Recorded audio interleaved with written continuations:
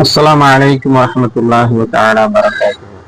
நோன்பு காலங்களில் ஒரு நோன்பாளியிடம் ஒரு மனிதர் சண்டையிட்டால் என்ன செய்ய வேண்டும்? புகாரில் ஒரு ஹதீஸ்ல நபி ஸல்லல்லாஹு அலைஹி வஸல்லம் சொல்லியிருக்கிறார்கள், ஒரு இம்ருன் காத்தலஹு அவ் ஷாத்தமஹு, ஒரு மனுஷன் நம்மள்ட்ட நோன்பு வைத்திருக்கும் சண்டையிட்டால் ஃபல்யகுல், அவரிடம் நம்ம சொல்லிவிட வேண்டுமா, இன்னி சாயிமுன், நான் நோன்பு வைத்திருக்கிறேன், மர்ரத்தைன், 2 முறை சொல்லி ஒதுங்கிவிடுவேன் என்பதா நபி ஸல்லல்லாஹு.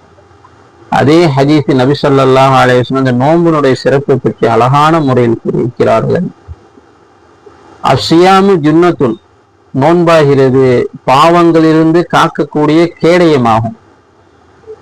அது மட்டும் இல்ல, இன்னும் சொன்னார்கள், வல்லதி நப்சி பியதிஹி, என் உயிர் எவன் வசம் இருக்கிறதோ அந்த இறைவன் மீது ஆணையாக சொல்கிறேன், லஹ்லூஃபு ஃபமி சாயிமி, நோன்பாயினுடைய வாயில் வரக்கூடிய துர்நாற்றமாகிறது ஆத்யபு இன்தல்லாஹ், அல்லாஹ்விடத்தில் மிக சிறந்ததாக இருக்கிறது, மின் ரீஹுல் மிஸ்க், மிஸ்கி எனப்படும் கஸ்தூரியின் வாடை விட அல்லாஹ்ட்ட மிக உயர்ந்ததான் நோன்பானோட வாயில் வரக்கூடிய வாடை.